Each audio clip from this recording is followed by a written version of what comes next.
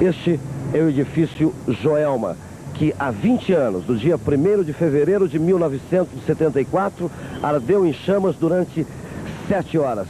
Aqui morreram 187 pessoas e 293 ficaram feridas. Mais de 600 pessoas estavam no prédio às 8h30 da manhã do dia 1º de fevereiro de 1974, quando, no 12º andar, começou o incêndio. Problemas na parte de ar-condicionado. Bom dia, vamos subir lá? Vamos subir?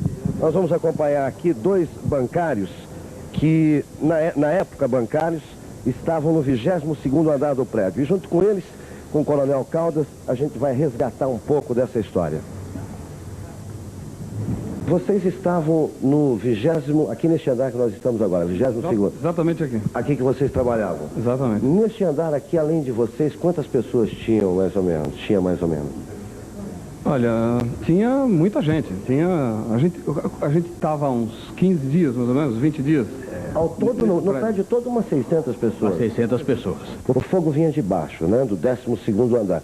O calor, acho que era infernal aqui, óbvio. A minha primeira reação foi descer. Descer? Tentou descer. Tentei Aí descer. Percebeu que não era possível. Tinha uma quantidade de pessoas incrível subindo. E os elevadores? O que acontecia?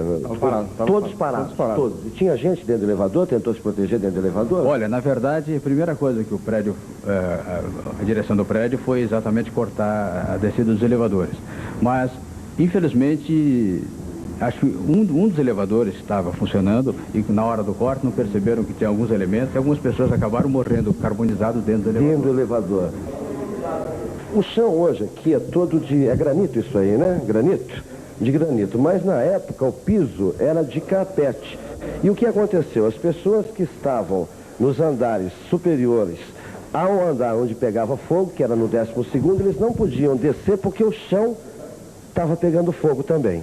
É verdade que você pensou, Mauro, em se jogar daqui de cima? Sem dúvida, sem dúvida. Pensou?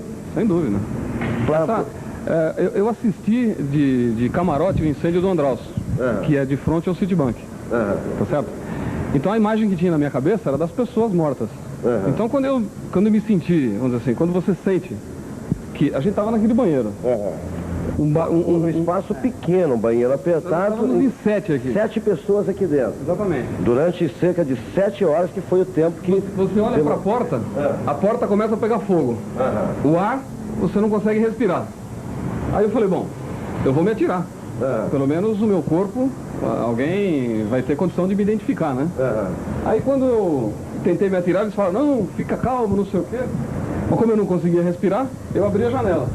Quando eu abri a janela, eu notei que tem um espaço aqui. Ó. Você pode dá uma olhada ali, Luiz Henrique. Aí você notou esse parapeito. Aí eu falei, bom, dá pra gente ficar aqui fora. Então nós descemos, as 7 pessoas que estavam nesse banheirinho, e nesse espaçozinho aqui, nós ficamos em 7. Descemos e fechamos a janela. Foi o que nos salvou. Toda a caloria de... Do lado de fora, nesse pequeno parapeito, 7 pessoas, durante quanto tempo? 6 horas. 6 horas nesse pequeno espaço aqui. O senhor pensava em viver, em sobreviver de todas as formas, porque afinal de contas, há 12 dias, o senhor tinha nascido... Um casal de gêmeos. Um casal de gêmeos, 2 filhos. Então, meus filhos... O senhor pensava nos filhos? Olha, eu tenho a impressão que uma boa parte da minha vida, acho que eu devo aos meus filhos, porque eles ainda nasceram prematuros, 2 quilos e pouco, 2 quilos e 100, se não me falha a memória, 2 quilos e pouco. E eles ainda estavam na isolete, no hospital. Eu não tinha ainda nem segurado no colo ainda. Então eu contava sempre o número 3 para ver se encontrava uma solução. E nessas horas tinha uma luz que me ajudou a comandar, talvez eu e o Ibá, que éramos que tinha um pouco mais de idade, conseguimos manter o equilíbrio do grupo. O senhor tinha 30 anos e o senhor 24? 24. 2 moços, né? Mas eu e o Ibá, nós ficamos assim... o Ibá também tem a mesma idade que a minha, E nós então ficamos aqui nessa luta. Na verdade, o Mauro disse que nós saímos uma vez, na verdade nós saímos 2 vezes. O Mauro se emociona até hoje, né, quando... O senhor também, eu senti que o senhor está no momento que a voz fica embargada. Como é que foi a retirada, o resgate de vocês do parapeito? Foi realmente uma atitude extremamente heróica. E teve lances assim cinematográficos, não? Uma escada era colocada de andar em andar? De andar em andar, a Magiro só chegava a 12º andar. Nós estávamos aqui no 22º, quer dizer, tem uma distância bem grande. E ele veio subindo pelo lado de fora. Ele, como tem esse degrauzinho aqui, ele conseguiu encaixar a escada. As labaredas atravessavam aqui e estava queimando o corpo, as costas desse nosso companheiro que chamava Ivan Bezerra. E da mesma maneira como ele se queimou, ele me protegeu, né, porque eu estava embaixo dele. E quando o bombeiro chegou, você imagina você ter que virar pro espaço, né, e descer uma escadinha bamba. Né? Você imagina a sensação, né? Terrível. Eu fui tranquilo, quer dizer, só se a escada caísse junto comigo. Era um cabo do Corpo de Bombeiros, né? O senhor se lembra? Cabo Leite, né? Cabo Leite, que depois morreu num acidente automobilístico de carro, né? Eu acho que a viatura, durante o trabalho, a viatura... Ele motorista, ele né? motorista. Morreu no... Ficamos sabendo, infelizmente, nós ficamos sabendo dias depois do falecimento dele. Para vocês, esse cabo foi um grande herói. Um herói. A gente observa que hoje, no edifício Joelma, hoje edifício Praça da Bandeira, existem equipamentos. Todos os andares, está aqui, onde está o seu Raimundo, que é o zelador, aqui, ó, saída de emergência, tem a saída de emergência. Aqui vocês podem ver que tem um extintor de incêndio de um lado, o extintor de incêndio do outro lado, os hidrantes, o hidrante, aliás, tudo funcionando, tudo inspecionado, plaquinhas de advertência, em caso de emergência, não usa elevadores e tal, tudo como manda o figurino hoje. Como é que foi trabalhar naquele dia, Major? Sem dúvida, são imagens que marcam a carreira da gente e a vida da gente como um todo. Para você ter uma ideia, a gente tinha que molhar essa farda, que é grossa, né? Molhava com água, encharcava de água, subia um pavimento. No pavimento seguinte a gente já estava seco, completamente seco, devido à alta temperatura. Estimava-se em torno entre 800 e 1.200 graus centígrados aqui dentro. No dia da tragédia, enquanto as chamas ardiam, aqui em cima surgiu um capitão que entrou para a história como um grande herói. Na época, 39 anos de idade, o capitão Hélio Caldas, hoje coronel Hélio Caldas, na reserva, descanso merecido. Agora, o senhor, eu me lembro que na época, um helicóptero tentava pousar ali em cima, impossível, né? Ali em cima era impossível porque, veja, os gases do incêndio fechavam aqui em cima e atingiam somente essa parte superior, então o helicóptero não conseguia chegar lá. E o helicóptero veio logo em seguida novamente, porque ele passou, jogou o sargento e pegou mais gente lá na Câmara Municipal.